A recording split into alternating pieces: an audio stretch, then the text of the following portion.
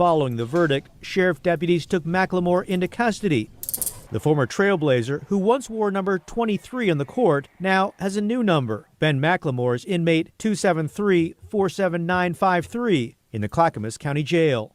That's messed up. Honestly, I just think it's messed up because I don't see anything here as far as what the testimony is, what the evidence is. I don't see anything that actually tells me that she shouldn't be responsible. They dealing with these young chicks, 21 years old. All of the things that I tell y'all in order to protect yourself. All of the things that I tell y'all in order to protect yourself.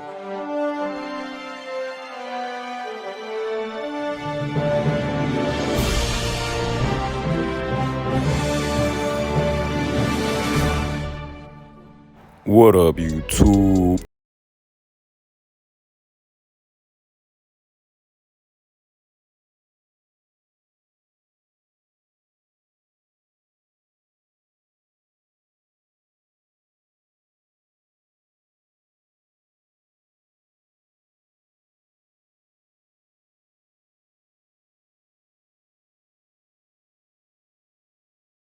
Player, athlete, and he's been accused of GRAPE.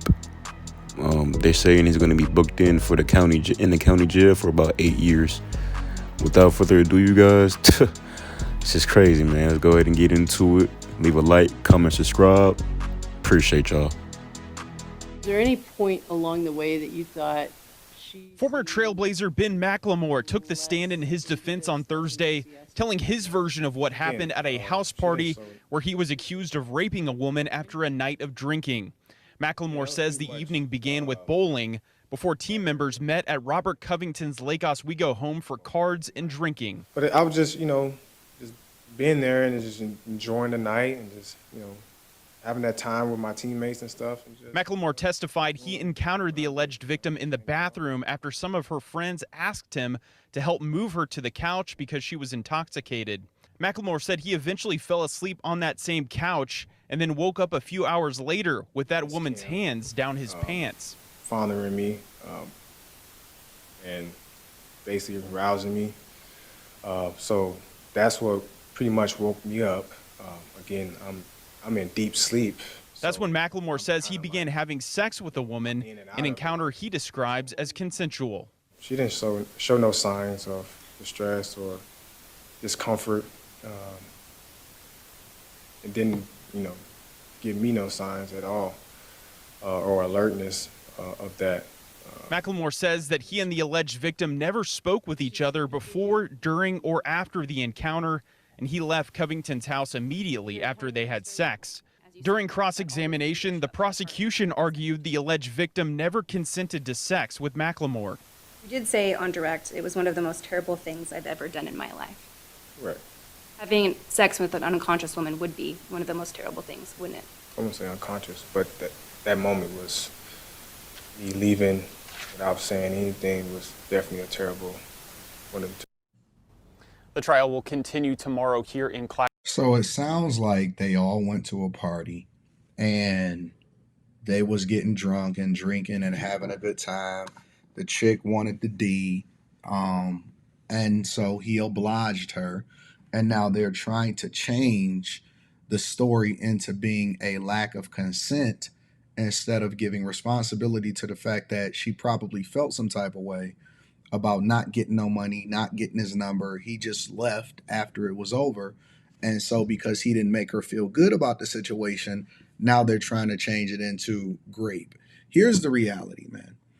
I used to think that, and this is the way that we was taught when we was growing up in the 80s, raised in the 90s, all of that. I used to think that GRAPE was somebody kicking and screaming or all of this other type of stuff, and then you take advantage of them by forcing them down and all of this type of stuff.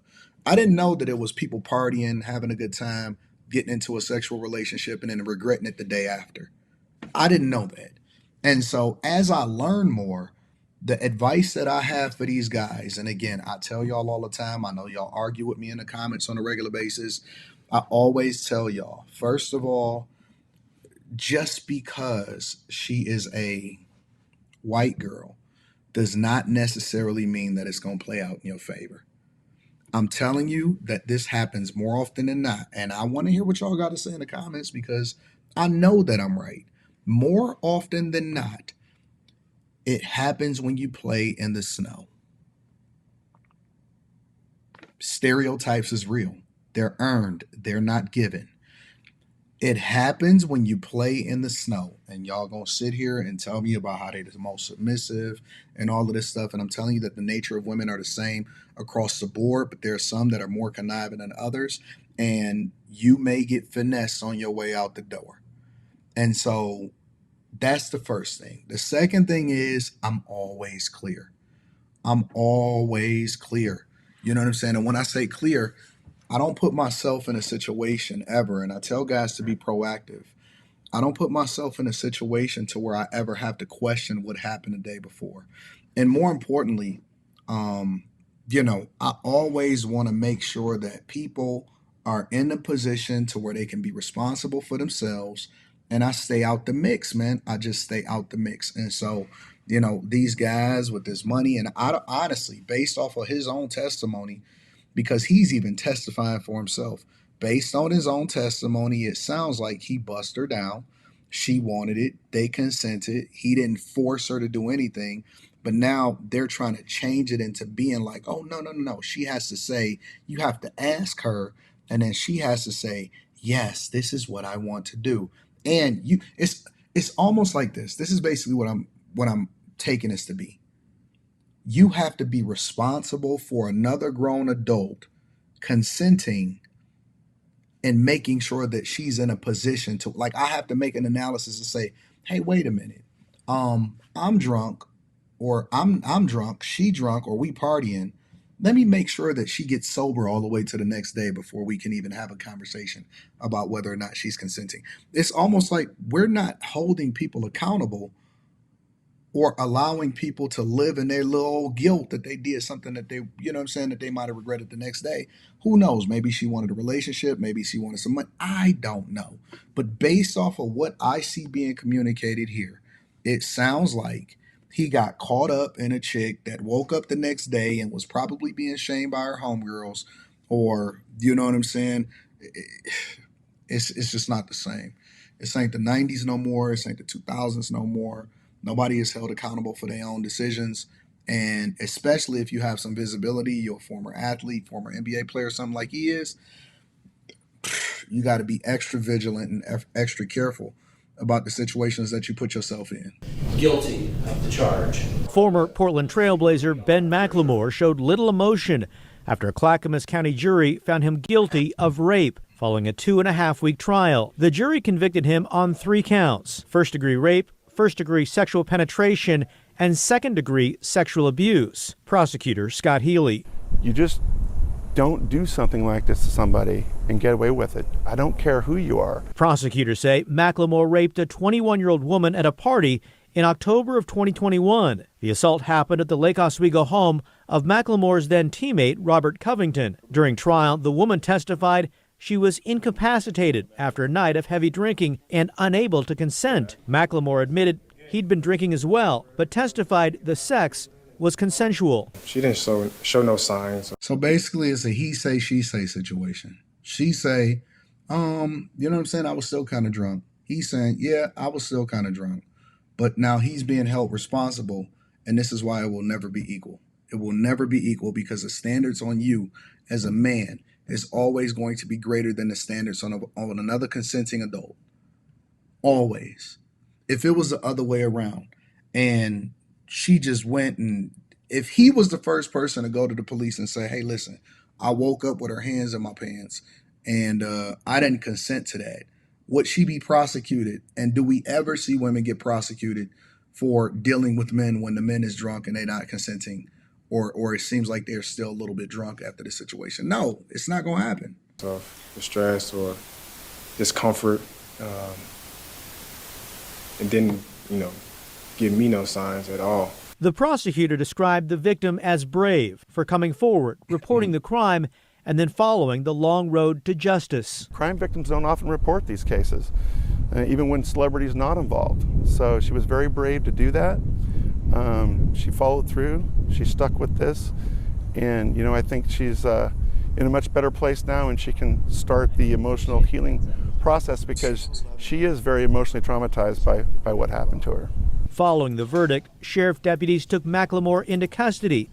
The former trailblazer, who once wore number 23 in the court, now has a new number. Ben McLemore is inmate 273-47953 in the Clackamas County Jail.